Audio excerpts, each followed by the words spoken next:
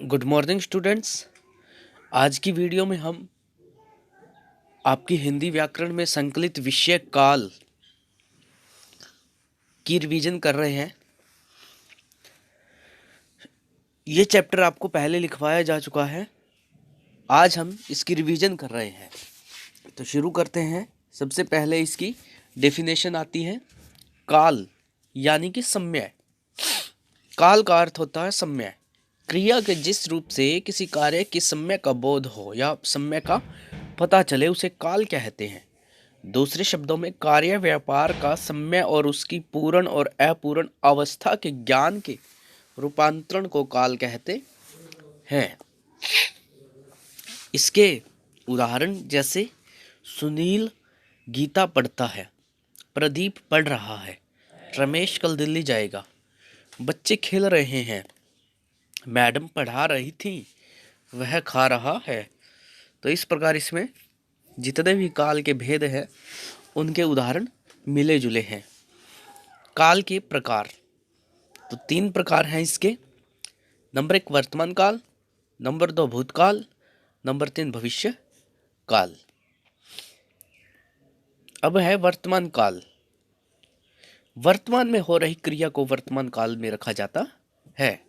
इसका अर्थ होता है कि दर्शाई गई क्रिया उसी वक्त में या उसी समय में हो रही है। मतलब शब्दों के जिस रूप से किसी कार्य के चलने का बोध हो रहा हो उसी समय के अंतराल में। तो सरल सी परिभाषा है ये। राम जा रहा है मतलब काम अभी चल रहा है। श्याम खा रहा है, मीना उसे मार रही है, वह परीक्षा के लिए जा रहा है, गाड़ी चल रही है, मैं ट्रेन में बैठा हूँ, ट्रेन रफ्तार पकड़ रही है, घड़ी चल रही है। तो ये क्रियाएं अभी चल रही है, इसलिए ये सारे उदाहरण वर्तमान के होंगे। वर्तमान काल के भेद। नंबर 1 है सामान्य वर्तमान काल। यह क्रिया का सबसे सामान्य रूप है। यह सामान्य वर्तमान काल में होने वाली क्रिया को दर्शाता है। जैसे मैं लेख लिखता हूँ, वह खेल खेलता है। दूसरा है अपूर्ण वर्तमान काल। अपूर्ण वर्तमान काल सामान्यतः सबसे अधिक क्रिया में प्रयोग किया जाने वाला काल है। यह एक क्रिया के वर्तमान काल में होने को दर्शाता है और इसे अपूर्ण कहा जाता है क्योंकि इसके दौरान क्रिया का परिणाम नहीं दिखाया जाता। जैसे मैं लिख रहा हूँ, वह खेल रहा है। तो इसमें मतलब क्रिया पूरी नहीं हुई है। मैं लिख रहा हूँ, अभी भी काम चल रहा है, वह खेल रहा है। इसमें वो खेल रहा है लगातार, अभी बंद नहीं हुआ, तो इसलिए ये अपूर्ण वर्तमान काल हुआ। ये आगे वही है दोबारा से पूर्ण वर्तमान काल। इसी के भेद चलेंगे ये सारे। वर्तमान काल के इस भेद में यह दर्शाया जाता है कि कार्य हो चुका है, इस कारण इसे पूर्ण क्रिया भी कहते हैं। जैसे मैंने लेख लिखा है, उसने खेल खेला है, तो इसमें काम पूरा हो चुका है। संदिग्ध वर्तमान काल। वर्तमान काल के इस भेद में क्रिया के वे शब्द आते हैं जिनसे यह पता चले कि क्रिया पूर्ण है या अपूर्ण है, उसे संदिग्ध कहते हैं। संदिग्ध वर्तमान काल कहते हैं। संदिग्ध मतलब संदेह, शक कि काम पूरा हुआ है नहीं हुआ है, मन में एक डाउट रहता है। वह लेख लिख रहा होगा, वह पढ़ रहा होगा, अब इसमें कंफर्मेशन नहीं है। नेक्स्ट है तात्कालिक वर्तमान काल। काल के जिस रूप से यह पता चलता है कि क्रिया वर्तमान काल में चल रही है उसे तात्कालिक वर्तमान काल कहते हैं। जैसे मैं लेख लिख रहा हूँ, वह खेल रहा है। संभाव्य वर्तमान काल। संभाव्य वर्तमान काल के दौरान क्रिया के पूर्ण होने की संभावना बनी रहती है, इस कारण इसे संभाव्य वर्तमान काल कहते हैं। जैसे मैं लेख लिखता हूँ, वह खेलता है।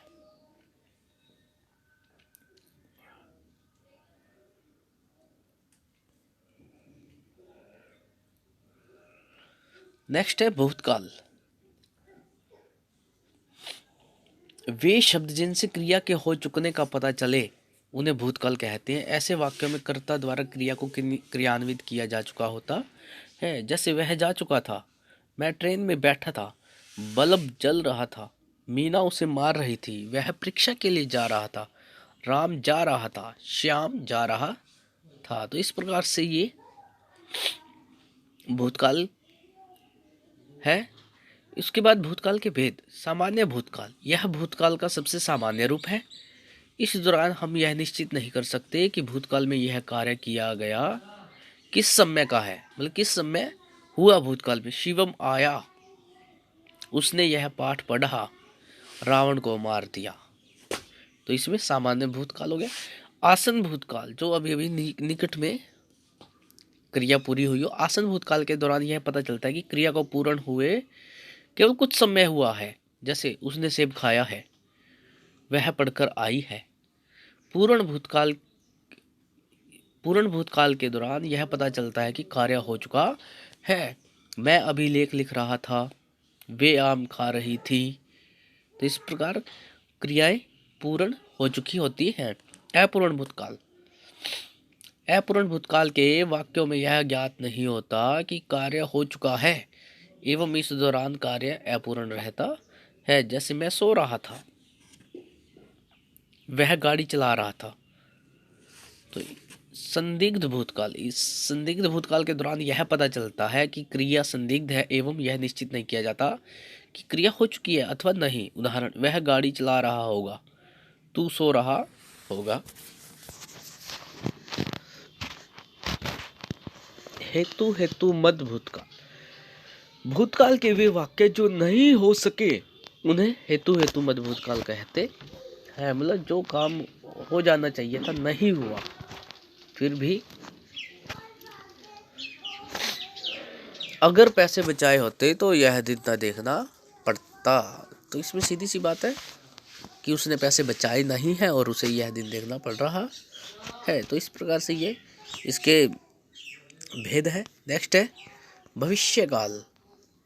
वे शब्द जिनसे यह पता चले कि कर्ता ने अब तक क्रिया को क्रियान्वित नहीं किया है उन्हें भविष्यकाल के शब्द कहा जाता है। तो ये डेफिनेशन काफ़ी अलग है हमने जो पहले की हुई है कि जिन शब्दों से किसी कार्य के आने वाले समय में होने का बोध हो उसे भविष्यकाल कहते हैं। तो अनेक प्रकार की परिभाषाएं आपको आपकी जो बुक्स लगी हुई हैं सिलेबस में उनमें भी मिल जाएंगी। तो आप वही परिभाषा कीजिए जो आपको आपके टीचर्स ने लिखवाई हुई है। तो इनमें क्या होता है कि अनेक प्रकार की परिभाषाएं हम बना लेते हैं। सरल शब्दों में जो परिभाषाएं आपके टीचर्स लिखवाते हैं वही आपने याद करनी है। उदाहरण के लिए इसमें है, वह चला जाएगा, मैं परीक्षा जरूर दूंगा, राम जाएगा, शाम खाएगा, वह ट्रेन में बैठ जाएगा। तो इस प्रकार से ये सरल उदाहरण है। नेक्स्ट है आपका भविष्यकाल के अंतर्गत सामान्य भविष्यकाल। उस रूप को कहा जाता है जिसमें यह पता चलता है कि कार्य सामान्य रूप से होगा। उदाहरण, मैं चला जाऊंगा, वह कल कानपुर जाएगा। संभाव्य भविष्यकाल, जिसकी संभावना होती है। इस प्रकार के काल के वाक्यों में भविष्य में होने वाली संभावना होती है। उदाहरण, दीपक कविता पढ़ेगा, प्रमोद गीत गाएगा। हेतु मद भविष्य काल। इस प्रकार का भविष्यकाल किसी एक क्रिया के होने की पर दूसरी क्रिया को क्रियान्वित करता है। जैसे पैसे कमाओगे तो खर्च करोगे, पैसे बचाओगे तो काम आएंगे। मतलब दूसरी क्रिया तभी होगी जब पहली क्रिया संभव होगी। स्कूल खुलेंगे तो बच्चे पढ़ेंगे, स्कूल खुलेंगे तो परीक्षा होंगी। तो इस प्रकार दूसरी क्रिया पहली क्रिया पर निर्धारित होती है। तो आज हमने काल विषय की दोहराई की है।